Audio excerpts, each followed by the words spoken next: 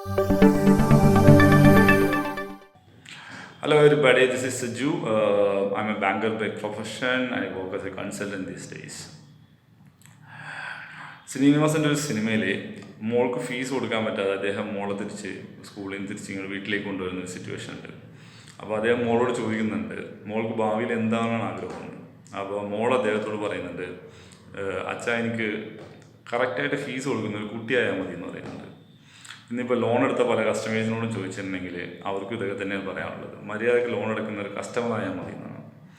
Generally weak economy these days, plus COVID and subsequent lockdown and uncertain future, it's definitely a lot of people are underpaying. There is no question about it. But these are all external factors you don't have much control about. You can only hope and pray that it gets better. But there are some internal factors where you have control. So one of those aspects, it's about loans, which I'm going to talk about today. You know that the central government has come out with a series of measures to overcome these problems. So one of them in the initial days itself was about your moratorium that was announced towards the end of March for initially for a 3 months period, and then later on extended for another 3 more months. So a total of 6 months you got a moratorium period. Some banks, 90% of the people did not opt, and some banks 70%. So different statistics mostly, but people have not opted for moratorium. It's your personal choice, because if your income is not affected, better not to take moratorium. Why? Because it is not waiver of interest. Moratorium means that you don't have to pay this make the payment for the 6 months period moratorium they are giving. It's not that it's not waived off. So basically this interest gets added to your principal. So after 6 months your principal outstanding will be the earlier principal, whatever it is, plus the interest, compounded interest added back to your principal during this 6 months period.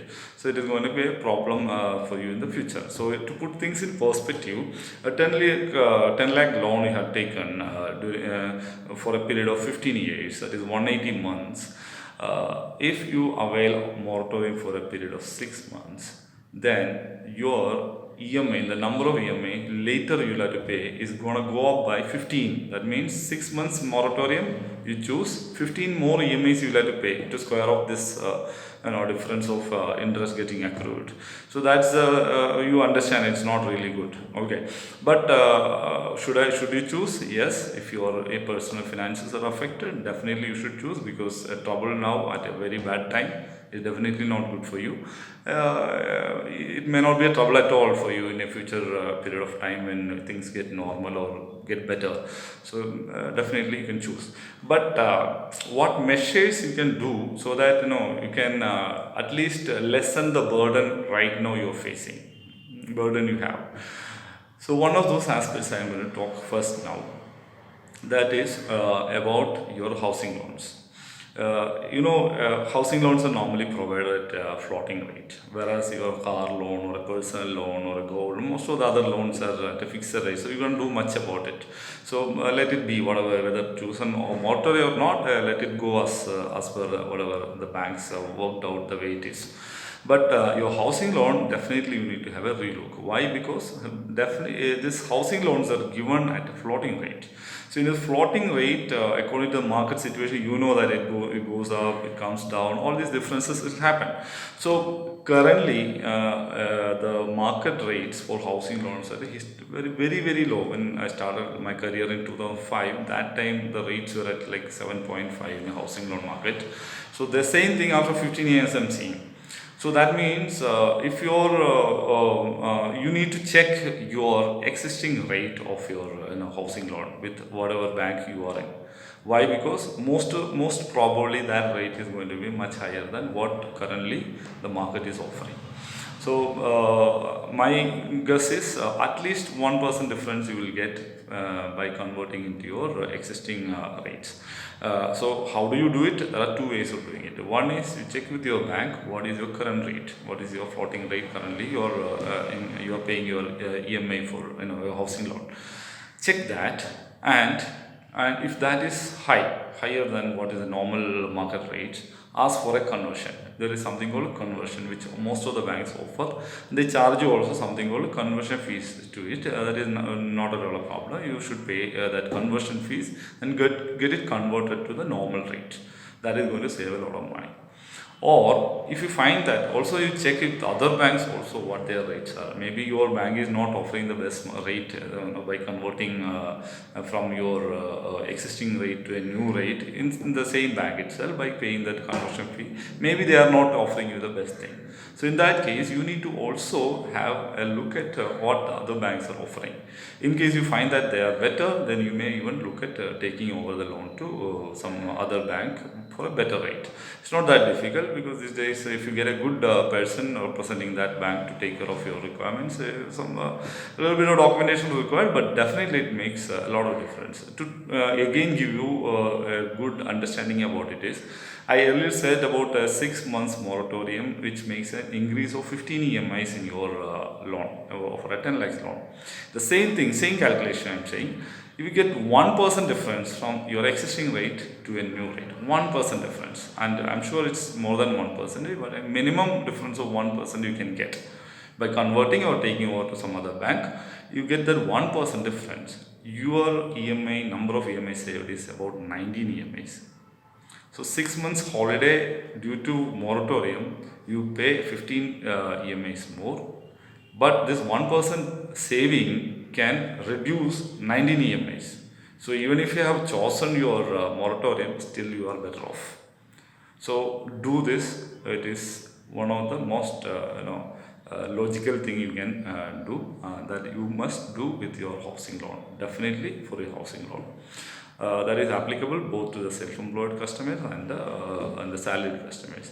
And with respect to the self-employed customers, again they have all taken loans for their MSME units or any business they are running in, and therefore most of these loans are against properties. So when you have taken loans against all these properties, whether it is term loan or your OD or whatever it is, again you can apply the same principle, ask for a conversion, because the rates it used to be 3 years back we were giving it as low as 8.85, and then we end up within a year to around 10%, then 11%.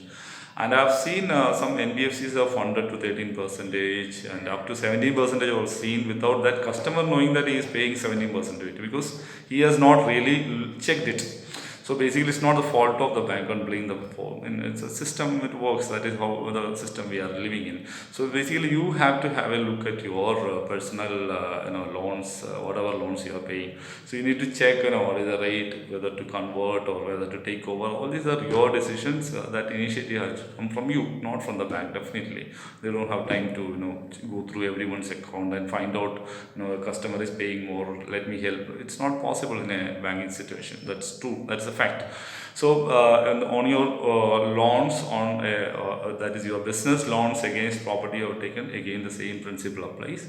Please check your existing rates and do a conversion by paying the conversion fee to the existing bank if you find that bank is giving a good offer, or look for other banks where they may give you a better offer. So please do that. And most of the taking over cases also, banks are giving not charging much of processing fee. So that way you don't have too much a burden on financial burden, and plus some additional funds also they give you in case you need funds for your business. And the last and another important aspect I want to talk about is for the self-employed, I mean specifically for the MSME segment. This MSME segment, you all know that out of this 20 lakh package government offered, 3 lakh is given for the MSME alone. That is in the form of existing customers of banks, MSME customers of the banks. So what they are doing is they are giving a 20% top up on their existing working capital facility. They are giving us a top up loan. And that loan is for a period of 4 years, and the first 1 year we have a moratorium on the principal, and the remaining 3 years you have to pay the full EMI and close it out basically. It is good. Why? Because one, it is not based on the bank's credit parameters, internal credit parameters. Normally the banks would have already funded you enough from using whatever methods they were following. This 20% is actually guaranteed by the government, and therefore the banks have no option other than funding, because the government is anyway given the guarantee. Look, customer needs this money at this point of time, therefore please give it. In case something wrong happens, we will take care of it. That's what the government has given the assurance. Therefore the banks also are interested in giving. I mean, it's mandatory for them to actually offer this, even if they are not giving. In case your repayment habits are bad, then definitely they are not going to give you. But reasonably good repayment habits, if you have with your existing bank, they are going to offer you this. Avail it. One good reason, even if you don't need it, one good reason we should avail it is at a lower rate than your existing OD they are offering. For example, the public sector banks mostly are offering at 7.8, and some private banks are at 8.25, some at 8.5. Whatever it is definitely lesser than what you are paying for your OD. So even if you don't need it, you still take it and keep in your OD. You're still saving a lot of money, and kind of forced saving. 4 years as a term loan, 4 years time you will close it off. So you'll have the, and you don't know how this pandemic is going out. It's still getting bigger and bigger. So in case future you need some money for you need some liquidity to sustain your business. It's always, a reserve is always better. So better use it. So these are the things I wanted to talk to you. Basically a few things. First is your housing loan.